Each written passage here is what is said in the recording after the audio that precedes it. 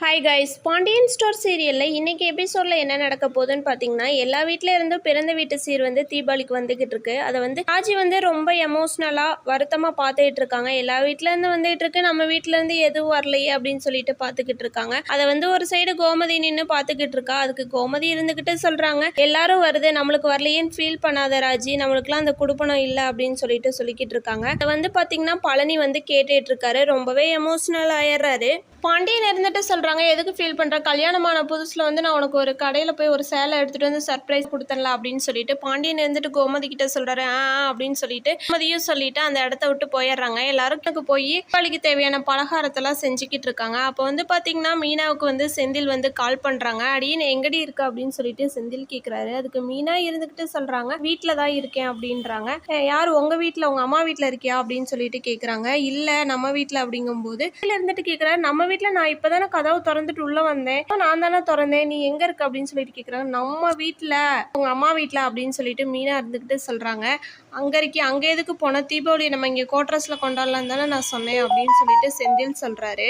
இதை கோமதி ஸ்பீக்கர் போட்டு கேட்டுக்கிட்டு இருக்காங்க. செந்தில் இருந்துட்டு சொல்கிறாரு, நம்ம 2 பேரும் தனியாக இருக்கோம், காலையில் எந்திரிச்சு குளிச்சுட்டு புது ட்ரெஸ் போட்டு நம்ம பட்டாசு வெடிக்கலாம், ஜாலியாக என்ஜாய் பண்ணலாம் அப்படின்னு சொல்லிட்டு சொல்கிறாரு. என்னடா டோன் மாறுது அப்படின்னு சொல்லிட்டு அவங்க செல் எடுக்க போகிறாங்க. கோமதி இருந்துக்கிட்டு அப்படியே பேசு அப்படின்னு சொல்லிட்டு சொல்கிறாங்க. உடனே அவர் செந்தில் சொல்லிக்கிட்டு இருக்காரு, நீ வடை சுட, நான் கம்பி மத்தாப்பு பொறுத்த, நான் பட்டாசு வெடிக்க, நீ அதை எனக்கு ஊட்டி விட, கார சாரமாக குழம்பு வச்சு நம்ம 2 பேர் ருசியாக சாப்பிடலாம் அப்படின்னு சொல்லிக்கிட்டு இருக்காரு. அதுக்கு உடனே கோமதி இருந்துக்கிட்டே சொல்கிறாங்க, உனக்கு இங்கே கொண்டாடுறதுக்கு கசக்கு தான், இங்கே கொண்டாடினது இல்லையா அப்படின்னு சொல்லிட்டு சத்தம் போடுறாங்க. ஒழுங்காக வாய்க்கு ருசியாக சாப்பிடணும்னா இங்கே கிளம்பி வா அப்படின்னு சொல்லிட்டு சொல்லிடுறாங்க. அடுத்து பார்த்தீங்கன்னா செந்திலோட வீட்டில் ஹாலிங் பெல் அடிக்குது. அது யாருன்னு சொல்லிட்டு பார்த்தீங்கன்னா செந்திலோட தம்பி தான் வர்றாரு. வாப்பா அப்படின்னு சொல்லிட்டு கூப்பிடும்போது, வானா வீட்டு சாவி எங்க கூட, வீட்டை சாத்திட்டு நம்ம வீட்டுக்கு போகலாம் அப்படின்னு சொல்லிட்டு சொல்றாரு. அதுக்கு செந்தில் இருந்துட்டு சொல்றாங்க, நான்லாம் வரல அப்படின்னு சொல்லிட்டு சொல்றாங்க. இதுக்கு முன்னாடிலாம் நம்ம அங்கதானே கொண்டாடணும், வானா தீபாவளி அன்னைக்கு ரொம்ப ஜாலியா சந்தோஷமா கொண்டாடலாம் அப்படின்னு சொல்லிட்டு செந்திலையும் அங்கேருந்து கூட்டிட்டு போயிடுறாங்க. அடுத்து என்ன நடக்குதுன்னு பார்த்தீங்கன்னா, பட்டாசெல்லாம் எல்லாம் ரெடி பண்ணி வெடிக்கலான்னு சொல்லிட்டு எல்லாம் எடுத்து வச்சுக்கிட்டு இருக்காங்க. அந்நேரத்துக்கு மயில் பட்டாசுலாம் வந்துருச்சா, நம்ம எப்போ வெடிக்க போகிறோம் அப்படின்னு சொல்லிட்டு ரொம்ப எக்ஸைட்டாக இருக்காங்க. அந்நேரம் செந்தில் உள்ளே வர்றாரு.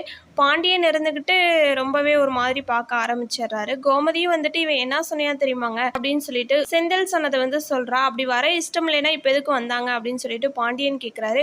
உடனே கதிர் இருந்துக்கிட்டு, இதெல்லாம் நீங்கள் ஆரம்பிக்காதீங்க, நம்ம சந்தோஷமா இருக்கலாம் அப்படின்னு சொல்லிட்டு சொல்கிறாங்க. மாமா எங்கம்மா காணா அப்படின்னு சொல்லிட்டு கேட்குறாங்க. அதுக்கு கோமதி இருந்துட்டு, ஆமாம் அவனவே காணா, அவனை தான் நான் தேடிக்கிட்டு இருக்கேன் அப்படின்னு சொல்லிட்டு சொல்கிறாங்க. அப்புறம் பார்த்தீங்கன்னா கோமதி சுகன்யா கூப்பிடுறாங்க. சுகன்யா இங்கே வா அப்படின்றாங்க. சுகன்யாவும் வர்றா. வந்ததுக்கப்புறம் பார்த்தீங்கன்னா பழனி எங்க அப்படின்னு சொல்லிட்டு கேட்கும்போது, தெரியல மதனி, இங்கே தான் இருந்தாங்க அப்படின்னு சொல்லிட்டு அவ சொல்கிறா. அந்நேரத்துக்கு பார்த்தீங்கன்னா பழனி வர்றாரு.